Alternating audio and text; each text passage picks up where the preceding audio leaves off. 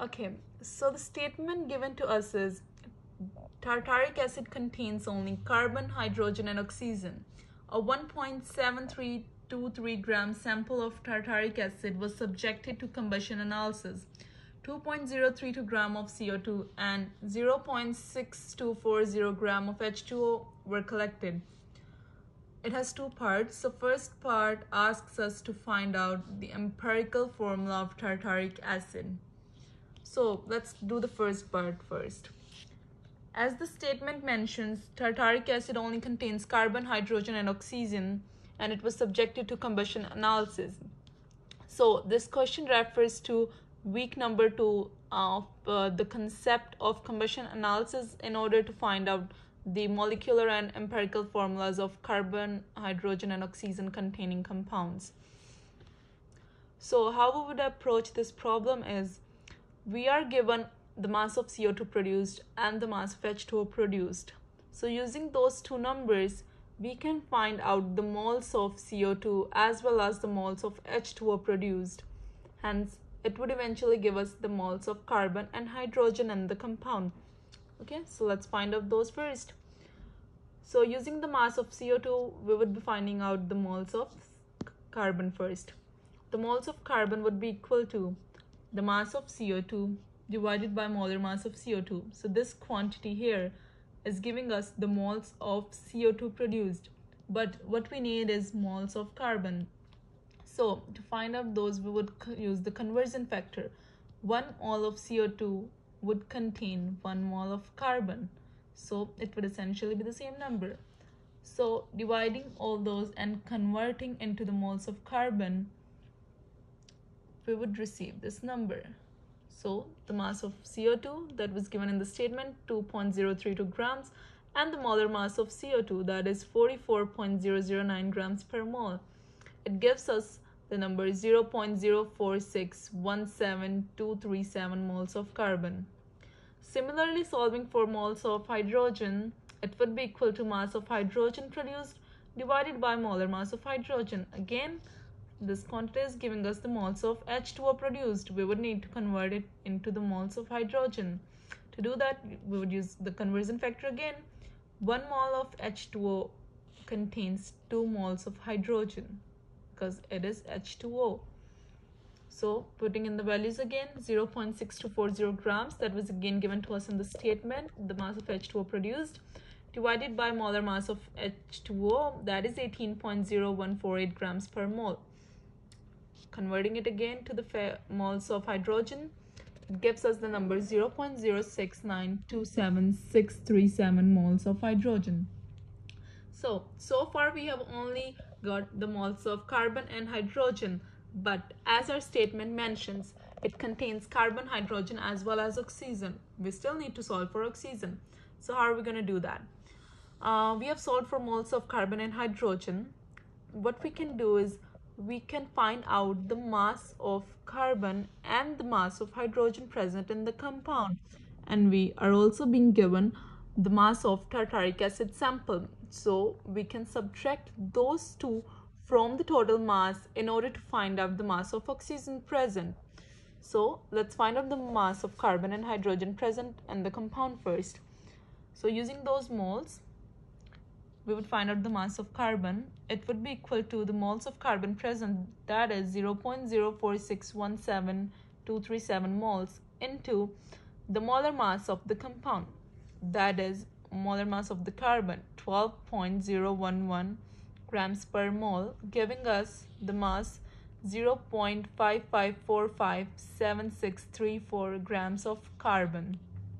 Similarly, solving for hydrogen, the moles of hydrogen that we find out, the molar mass of hydrogen giving us the mass 0.06982365 grams of hydrogen. So we have solved for the mass of carbon and hydrogen. Now we would find out the mass of oxygen present in the compound, and again we will convert it into the number of moles of oxygen to compare it to the moles of carbon and hydrogen.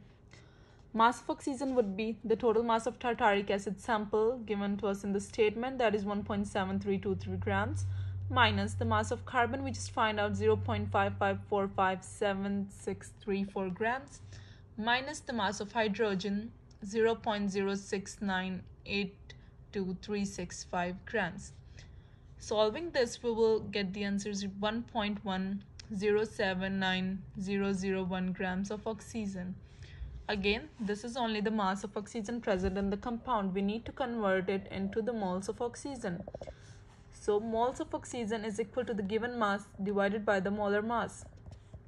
The mass of oxygen we just find out is 1.1079001 grams, and the molar mass of oxygen is 15.999 grams per mole. Dividing those two, we will get 0.069248808 moles of oxygen. So what we have got so far is the moles of carbon, moles of hydrogen, and the moles of oxygen. But in order to find out the empirical formula that the statement asks, we will need to convert all those to whole numbers.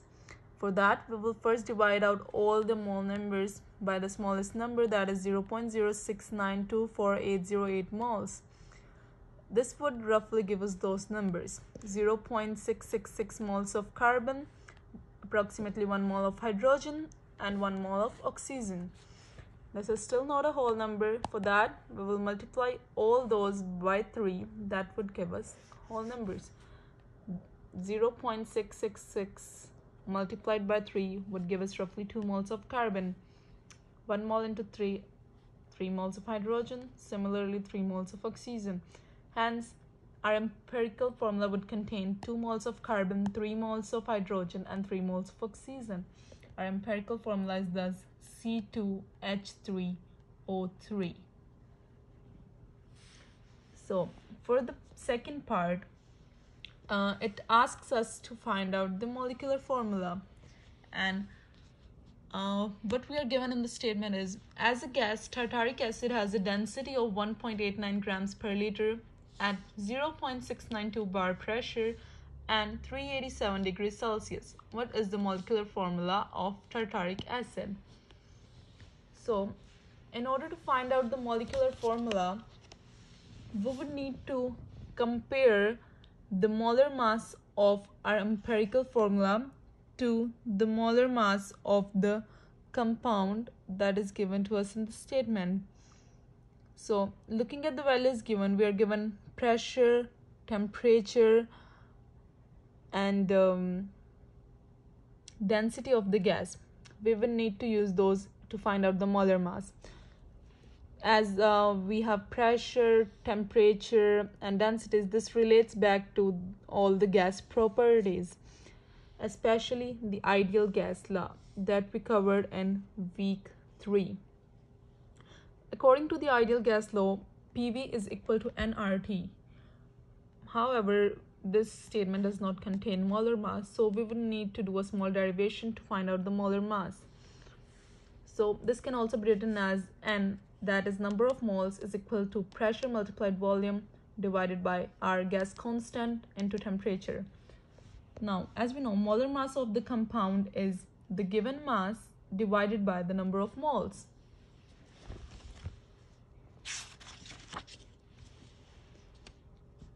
Hence, molar mass, we can substitute the value of N from the ideal gas law.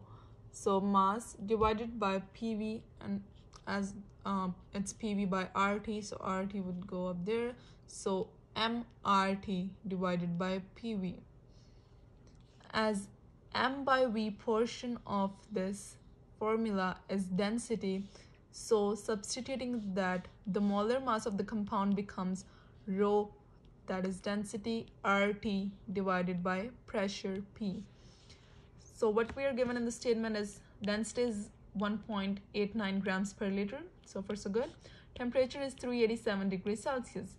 We would convert it into kelvins, as the value of R we would be using, the gas constant, would contain kelvins. To do that, we will add 387 to 273.15 kelvins, giving us 660.15 kelvins. The pressure given in the statement is 0.692 bars. Eventually, For grams, liter, kelvins, and bar, the gas constant we would use is 0.08314 liter, bar, mole inverse, Kelvin inverse. Substituting all those values into this formula, molar mass is rho RT divided by P, we get this formula. 1.89 grams per liter multiplied by 660.15 kelvins multiplied by 0.08314 liter, bar, mole inverse, Kelvin inverse, dividing the whole by 0.692 bars. So when we would solve all those numbers, the molar mass we get for the compound is 149.902321 grams per mole, approximately 150 grams per mole. However, the molar mass that is based on our empirical formula we found out in the part first is C2H3O3. So when we would solve for this molar mass, putting in the values of the molar mass of carbon 2 times, molar mass of hydrogen 3 times, molar mass of oxygen 3 times, adding all three numbers, the molar mass we get is 75.0427 grams per mole.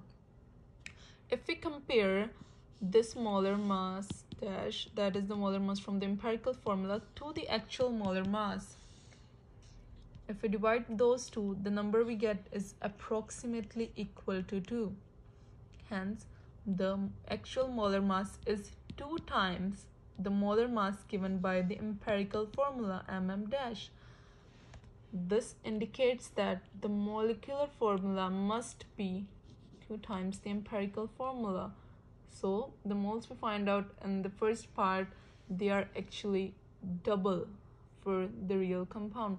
So the molecular formula would be 2 times C2H3O3, giving us 4 C's, 6 H, and 6 O. So molecular formula for tartaric acid is actually C4H6O6.